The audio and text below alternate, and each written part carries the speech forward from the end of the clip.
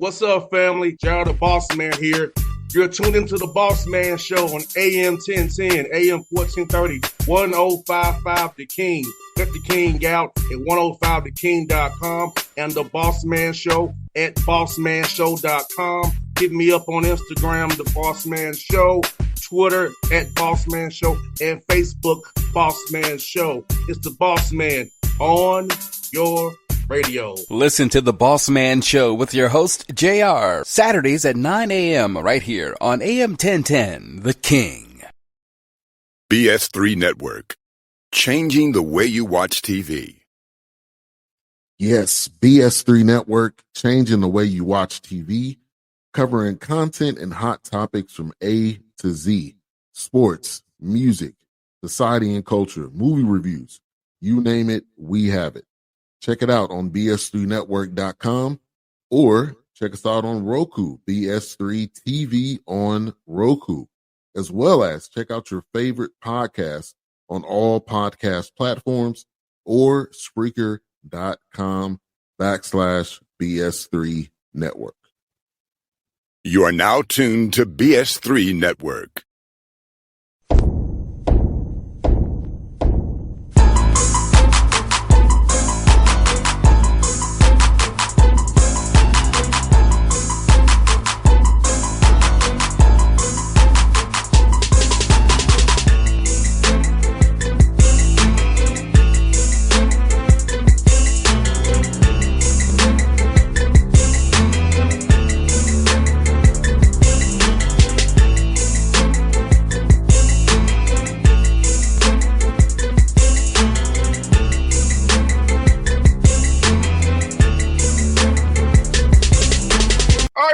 Bossman Show. We were at our Hawk House head coach Ben McCollum here on the Bossman Show for the first time. Coach, good to talk to you. How this going to you this morning, man?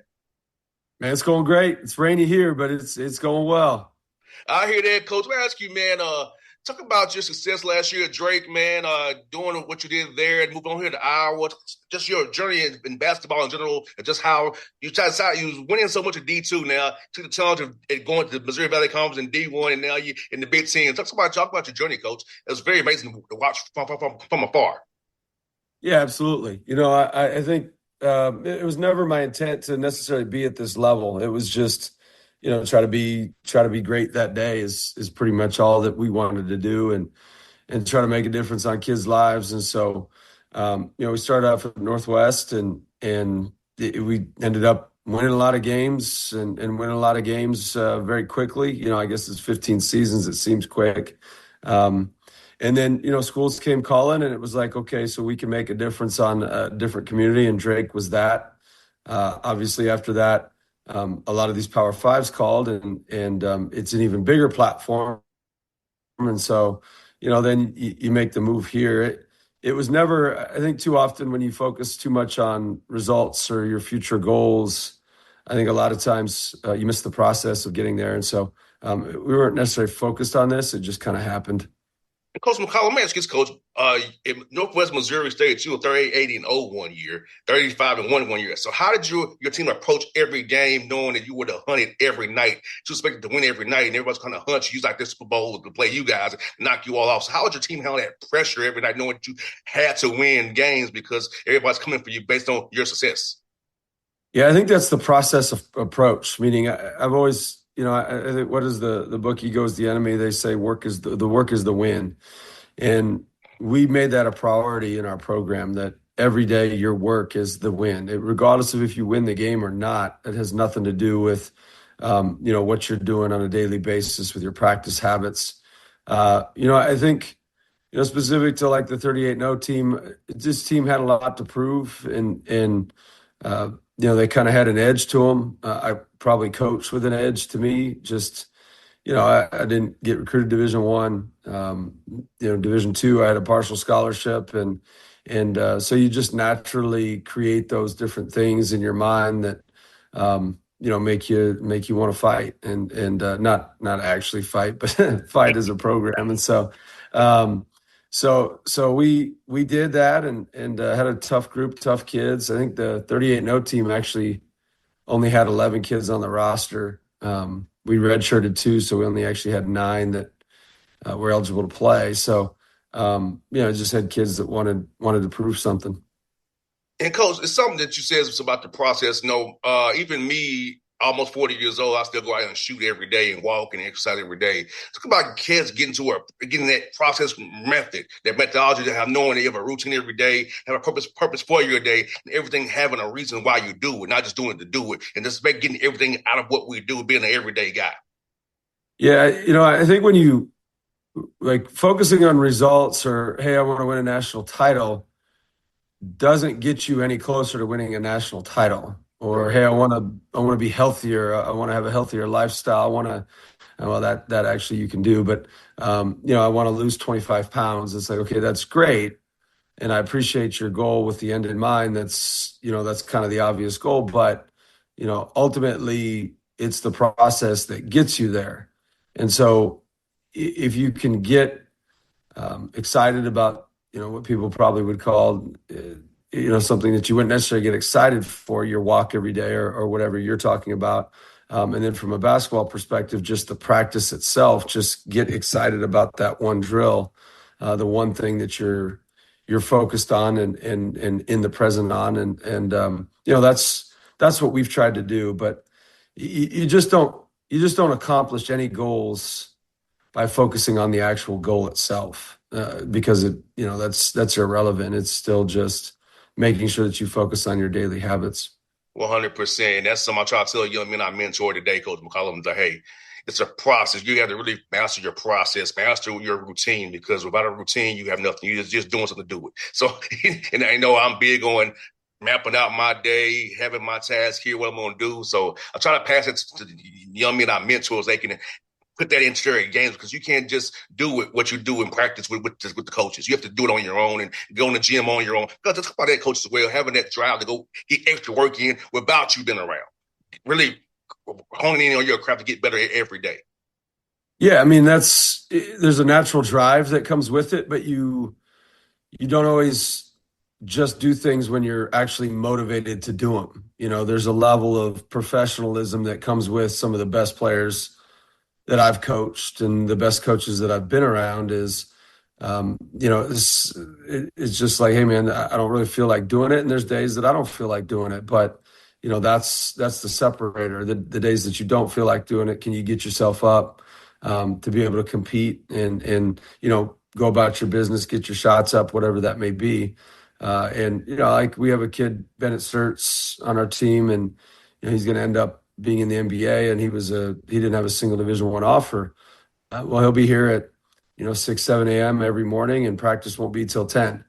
And it's every morning. It's not just like when he feels like it, or there's a wave of motivation to it. It's like, no, it's today, tomorrow, the next day, the next day, the next day, regardless of his motivation level, because he understands that work is the win, and he needs to make sure that he puts it in. And coach, as a bit of competitor, I know you are. You're in the Big Ten. Every night's gonna be a tough night for you guys, man, on the court, getting high competition from that conference. Talk about just as a competitor, as a coach and your staff, the excitement to go against these teams every night with quality coaches and quality players who will be in the NBA on so many teams here that you play every night.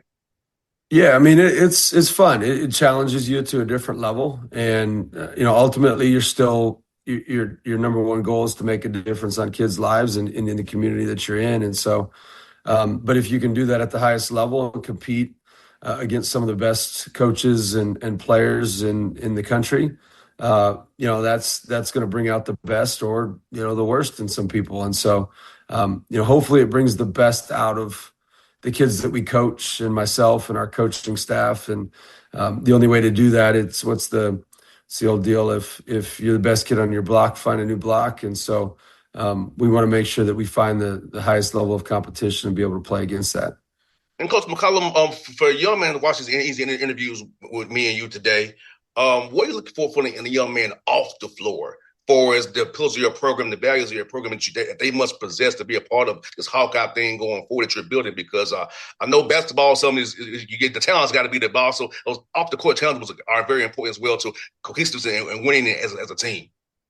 I mean, what we look for is we like guys that want to serve, and so it's hard to identify that. You have to do a lot of homework on it. But guys that understand that they're not on the team for themselves and they're not in this world for themselves. And if they can have that mentality going in, a lot of times you can create a really good team dynamic.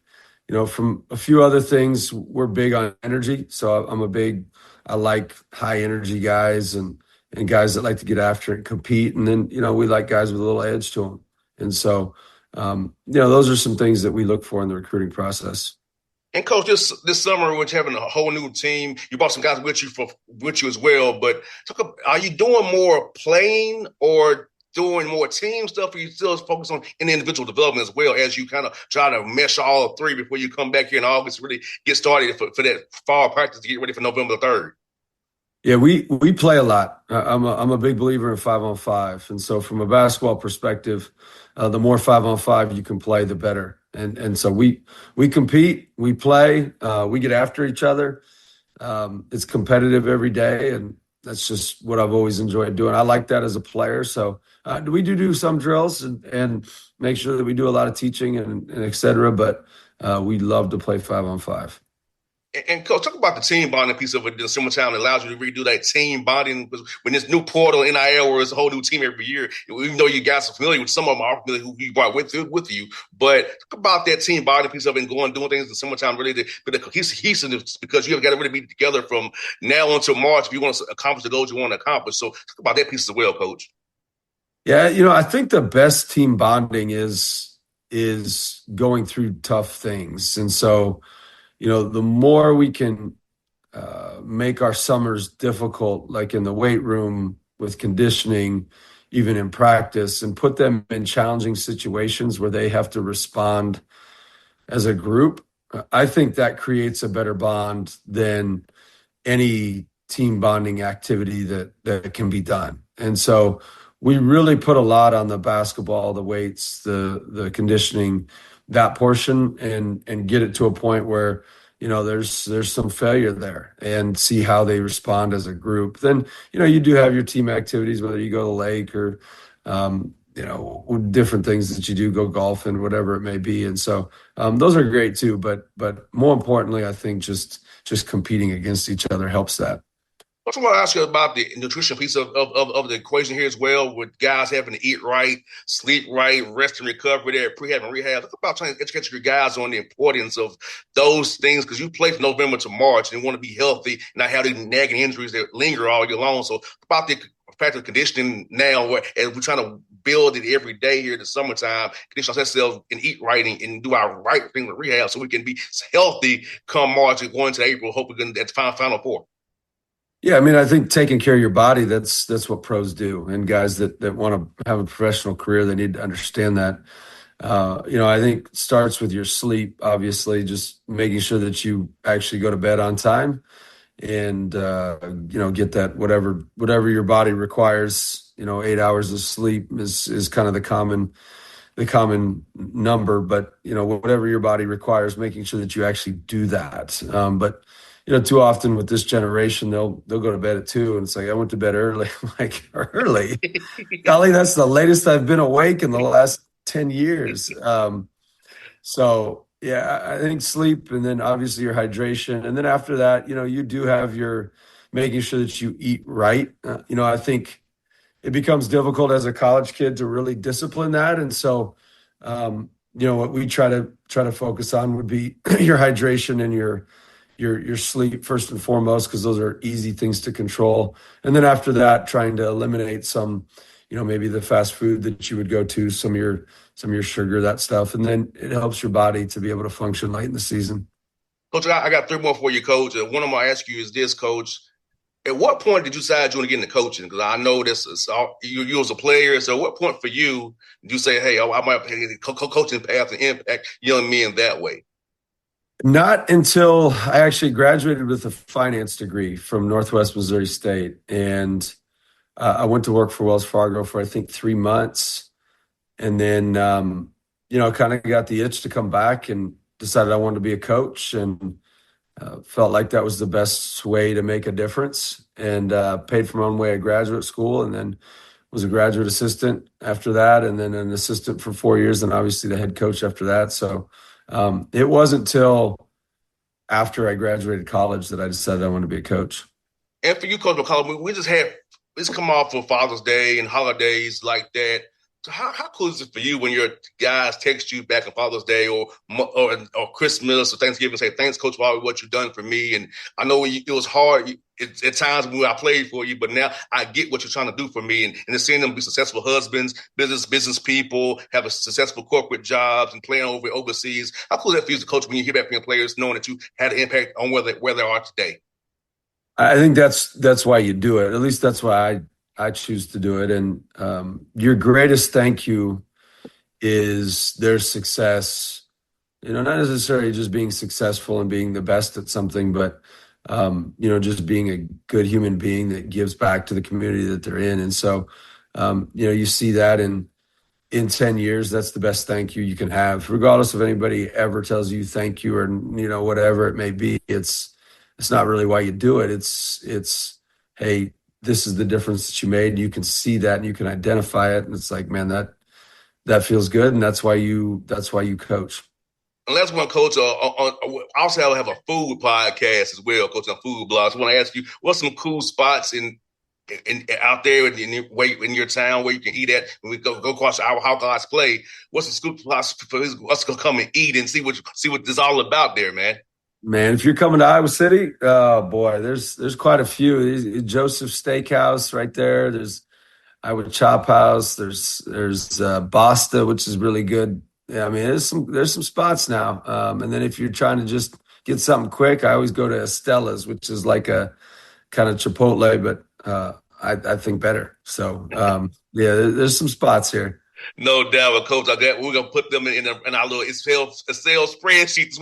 We love to go. We visit different schools and we love to go eat and test things out as well. So, Coach, it's been a pleasure to have you on the show, Coach. It's fun to meet you. Hope to have you on the show more in the future, more times in the future, man. And I'll be cheering for you. And I hope you have a great year, Coach. Awesome. Thanks for having me on. Thanks, Coach. It's fun. Yep. We'll see, boss. Have a good one. All right. BS3 Network. Changing the way you watch TV. Yes, BS3 Network, changing the way you watch TV, covering content and hot topics from A to Z, sports, music, society and culture, movie reviews, you name it, we have it. Check it out on bs3network.com or check us out on Roku, BS3 TV on Roku, as well as check out your favorite podcast on all podcast platforms or Spreaker.com/BS3 Network. You are now tuned to BS3 Network. What's up, family? Jared the Bossman here. You're tuned into the Bossman Show on AM 1010, AM 1430, 1055 The King. Let the King out at 105theking.com and the Bossman Show at bossmanshow.com. Hit me up on Instagram, The Bossman Show, Twitter at Bossman Show, and Facebook, Bossman Show. It's the Bossman on your radio. Listen to the Bossman Show with your host, JR, Saturdays at 9 a.m. right here on AM 1010, The King.